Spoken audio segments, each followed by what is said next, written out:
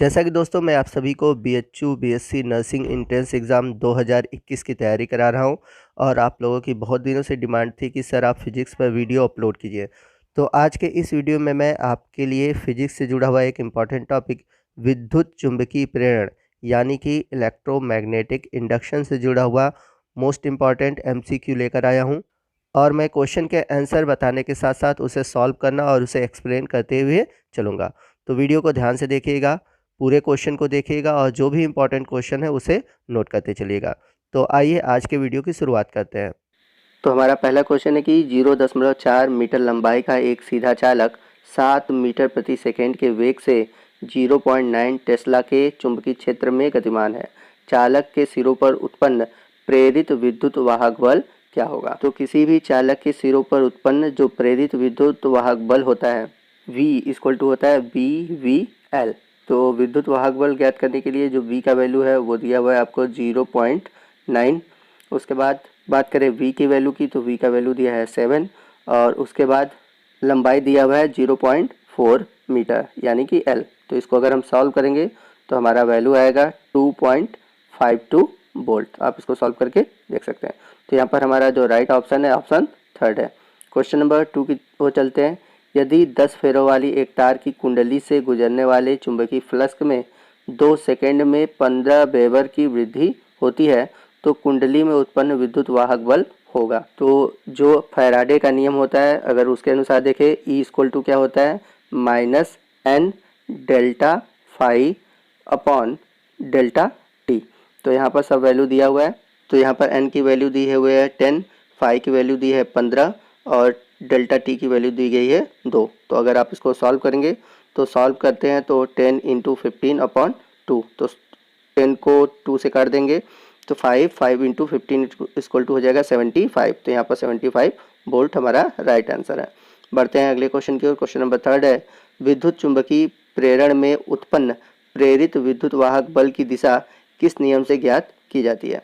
तो विद्युत चुंबकीय प्रेरण में उत्पन्न प्रेरित विद्युत वाहक बल की जो दिशा होती है वो फैराडे के दूसरे नियम जिसे कि हम लेंज का नियम कहते हैं उसके द्वारा ज्ञात किया जाता है। तो हमारा राइट ऑप्शन होगा ऑप्शन 2, यानी कि आप ऑप्शन 3 का दीजिएगा। चलते हैं क्वेश्चन नंबर 4 की ओर। चुंबकीय क्षेत्र में स्थित किसी सतह पर खींचा गया अभिलंब क्षेत्र की दिशा से x कोण बनाता है। सतह के ए क्षेत्रफल से गुजरने वाला फ्लक्स होगा। तो किसी भी सतह से गुजरने वाला जो फ्लक्स होता है वो फाई बी होता है, उसके बराबर होता है बी इंटू ए के। इसे बी ए कॉस थीटा भी कहते हैं जो कि एक अदिश गुणनफल होता है। तो यहाँ पर हमारा अदिश गुणनफल हो जाएगा बी डॉट ए। तो यहाँ पर राइट ऑप्शन है ऑप्शन थर्ड। बढ़ते हैं क्वेश्चन नंबर 5 की ओर। निम्न में से न्यूनतम प्रतिरोध किसका है?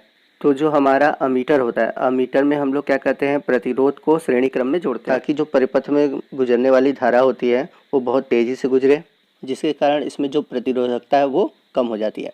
तो इस तरह का क्वेश्चन आएगा तो आप याद रखिएगा कि जो अमीटर होते हैं, अमीटर का जो प्रतिरोध होता है वो न्यूनतम होता है। तो यहाँ पर आपका जो राइट ऑप्शन है ऑप्शन 2 अमीटर का वोल्ट। जबकि वही हम बात करें वोल्ट मीटर की तो वोल्ट मीटर में हम समांतर क्रम में प्रतिरोध को जोड़ते हैं। आइए चलते हैं अगले क्वेश्चन की ओर। क्वेश्चन नंबर 6 है एक ऊंचाई ट्रांसफार्मर 120 वोल्ट की लाइन पर 2400 वोल्ट पर 2 एम्पीयर धारा प्राप्त करने में प्रयुक्त होता है। यदि प्राथमिक कुंडली में 100 फेरे हैं तो द्वितीय कुंडली में फेरों की संख्या बताइए।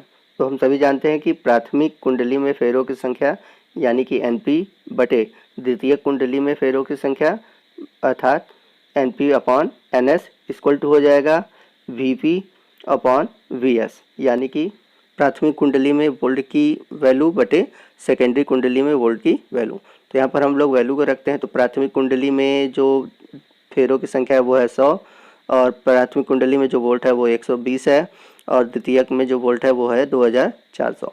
तो सेकेंडरी कुंडली में जो फेरों की संख्या है वो हमें ज्ञात करना है यानी कि एनएस ज्ञात करना है। तो हम इसको सॉल्व करेंगे तो सॉल्व करने पे जो हमारा वैल्यू आएगा वो आएगा 2000।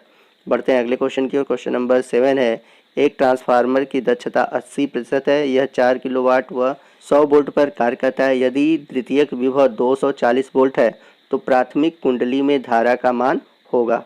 तो आपको धारा की वैल्यू बतानी है।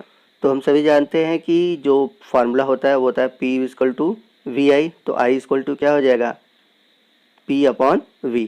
तो यहाँ पर हम डायरेक्ट धारा का मान निकालेंगे क्योंकि हमें P और V का वैल्यू पता है। तो P का वैल्यू कितना है आप देख सकते हैं क्वेश्चन में।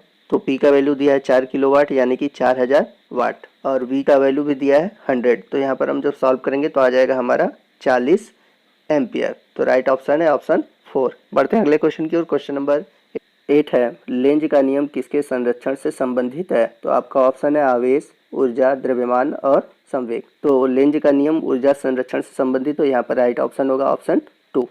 तो आइए चलते हैं अपने अगले क्वेश्चन की ओर। क्वेश्चन नंबर 9 है, एक अपचायी ट्रांसफार्मर में निवेशी विभव 200 वोल्ट है व निर्गत विभव 5 वोल्ट है।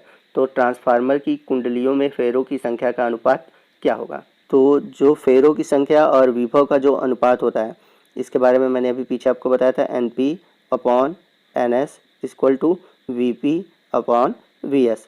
तो ये तो मैंने पीछे बताई है। यहाँ पर आपको विभव का अनुपात पूछा हुआ है। तो प्राथमिक जो वोल्ट है वो है 200 और जो द्वितीयक है वो 5 है। तो 200 में 5 का भाग देंगे तो आ जाएगा हमारा 40/1। तो यहाँ पर हमारा जो वैल्यू है यानी कि राइट ऑप्शन है ऑप्शन फर्स्ट। बढ़ते हैं अगले क्वेश्चन की ओर। क्वेश्चन नंबर 10 है, विद्युत चुंबकीय प्रेरण में विद्युत वाहक बल समानुपाती होता है।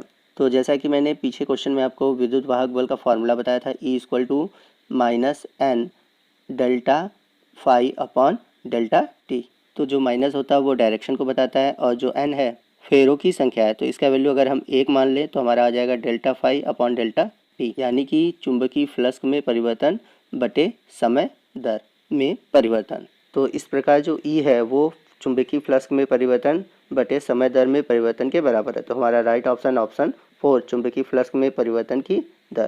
क्वेश्चन नंबर 11 है, डायनमो उत्पन्न करता है। तो यहाँ पर पूछ रहा है डायनमो यानी कि जिसे हम जनरेटर भी कहते हैं, तो ये क्या उत्पन्न करता है? तो जो डायनमो होता है हम सभी जानते हैं कि धारा उत्पन्न करता है। धारा मतलब विद्युत वाहक बल। तो यहाँ पर हमारा राइट ऑप्शन हो जाएगा ऑप्शन नंबर 2, विद्युत वाहक बल। बढ़ते हैं अगले क्वेश्चन की ओर। क्वेश्चन नंबर 12 है, 500 फेरों वाली कुंडली से संबंध चुंबकीय फ्लक्स 0.1 सेकेंड में 0.32 वेबर से घटकर शून्य रह जाता है। कुंडली के सिरों पर उत्पन्न विद्युत वाहक बल होगा। तो जैसा कि हम लोगों ने पीछे फार्मूला देखा था, E = -N delta phi upon delta t. तो N यानी फेरों की संख्या, तो 500 इंटू डेल्टा फाई का वैल्यू है 0.32 और T का जो समय है वो दिया हुआ है 0.1 सेकेंड। तो यहाँ पर 500 का 20 हटाकर यहाँ पर पॉइंट हटा देंगे और 0.1 को हम लिख लेंगे 0 बढ़ाकर। तो यानी कि हो जाएगा 50 इंटू 32। अब इसको हम सॉल्व करेंगे तो हमारा वैल्यू कितना आ जाएगा? 1600 आ जाएगा। तो हमारा राइट ऑप्शन है 1600 वोल्ट। आगे बढ़ते हैं अगले क्वेश्चन की ओर। क्वेश्चन नंबर 13 है, चुंबकीय प्रेरण की खोज किसने की थी? तो चुंबकीय प्रेरण की खोज सर्वप्रथम फ्लेमिंग ने किया था। तो हमारा राइट ऑप्शन हो जाएगा ऑप्शन 1।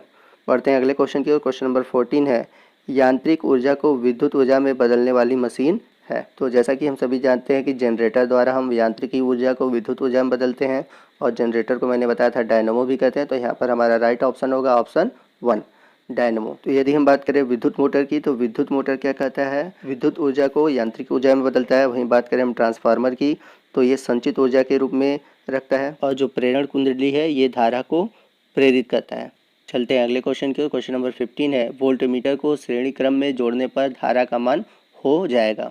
तो यदि हम बात करें वोल्टमीटर की, तो वोल्टमीटर का जो प्रतिरोध होता है वो बहुत अधिक होता है, इसलिए इसे समांतर क्रम में जोड़ा जाता है ताकि इसमें जो गुजरने वाली धारा का मान हो वो सेम रहे, उसमें कोई त्रुटि न हो। लेकिन जब हम वोल्टमीटर को परिपथ में श्रेणी क्रम में जोड़ते हैं तो धारा का जो मान होता है कम हो जाएगा। क्यों हो जाएगा? क्योंकि श्रेणी क्रम में जब हम वोल्टमीटर को जोड़ते हैं तो प्रतिरोध का मान बहुत अधिक होता है। तो प्रतिरोध का मान इतना अधिक होता है कि जो धारा का मान होता है वो बहुत ही कम हो जाता है, यानी कि बहुत ही कम। एक तरह से हम कह सकते हैं कि धारा का मान नगण्य हो जाएगा। तो इसलिए यहाँ पर हमारा राइट ऑप्शन है ऑप्शन 3, 0।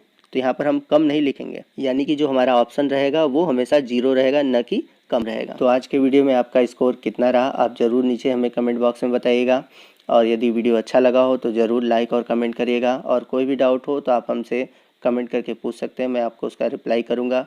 और यदि आप हमारे चैनल पर नए हैं और अभी तक आपने हमारे चैनल को सब्सक्राइब नहीं किया है तो प्लीज़ हमारे चैनल को सब्सक्राइब कीजिए और बगल में जो बेल आइकन है उसको प्रेस कीजिए ताकि जब भी मैं कोई नया वीडियो अपलोड करूं उसका नोटिफिकेशन आपको मिलता रहे। तो आज के लिए बस इतना ही। जय हिंद, जय भारत।